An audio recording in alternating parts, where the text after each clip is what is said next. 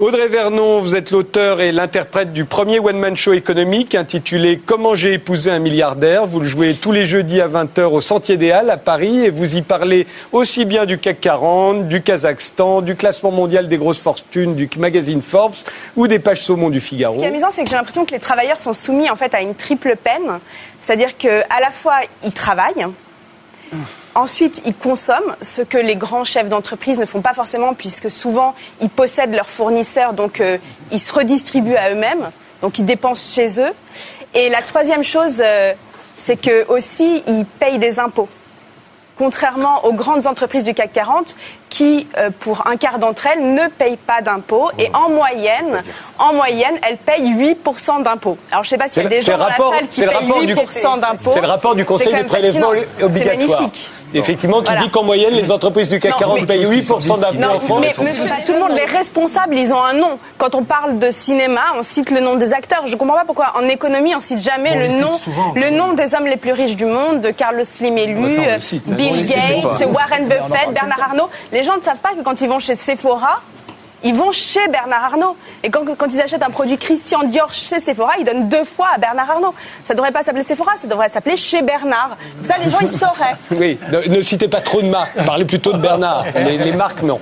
Tant que vous ne dites pas commettez pas de diffamation, bien entendu, en ce qui concerne... C'est pas de la diffamation, c'est à lui. Non, je disais, bien Et à chaque fois qu'on y va, on lui donne à lui. Donc c'est bien de le savoir quand même. Je trouve que sur les produits, comme sur les produits alimentaires, il y a la composition du produit, la nourriture qu'il y a dedans. Je trouve que sur les produits qu'on achète, il devrait y avoir la composition de la marge. Ça, on sait qu'on donne un petit peu à Bernard Arnault, un petit peu à Bill Gates, très très peu au fabricant chinois qui a fabriqué par exemple l'iPhone. Mais au moins, on y va en toute connaissance de cause et puis ça peut faire plaisir. On se dit, ah bah c'est bien, tiens, je vais donner un petit peu d'argent à Bernard Arnault, qui est 4e sur 6,5 milliards et qui en a peut-être besoin. C'est parti en fait de l'explosion des inégalités qui est la plus forte aujourd'hui dans toute l'histoire du monde. C'est jamais arrivé qu'il y ait une telle différence entre les riches et les pauvres. Donc c'est ça qui m'a intéressée. On se rend compte finalement que toute la journée on consomme des produits qui appartiennent à 1226 personnes, donc c'est très peu. On est 7 milliards, ils sont 1226. Et donc je dévoile des petits secrets, des choses qu'on ne sait pas sur les milliardaires. C'est ça. Et on se rend compte que finalement soit on travaille pour eux, soit on achète leurs produits. Donc finalement, que le salariat ressemble un petit peu à l'esclavage en 2012. C'est vrai que les réactions des spectateurs sont intéressantes parce que on se rend compte qu'il y a une grande égalité parce qu'au début, les gens qui gagnent par exemple 5 000 euros, 10 000 euros peuvent se sentir au début particulièrement riches. Et puis à la fin du spectacle, ils se rendent compte que c'est des travailleurs comme les autres qui sont pauvres, qui sont à la merci des capitalistes, que s'ils ne travaillent plus, ils seront complètement laissés pour compte. Et donc... ils se sentent solidaires finalement du reste du monde. Moi, ce que je comprends, c'est que vous parlez de la forme, mais c'est d'un ennui mortel, vous ne parlez pas du fond. Si la gauche passe à l'Assemblée nationale, quelles sont les propositions qui vont être votées? Parce que moi, j'ai lu la totalité du programme de François Hollande, et sincèrement, sur les 60 propositions, il y a 4 trucs bien. 4 trucs qu'il peut faire. C'est-à-dire il dit, article 5, je préserverai le statut public des entreprises détenues majoritairement par l'État. Donc ça...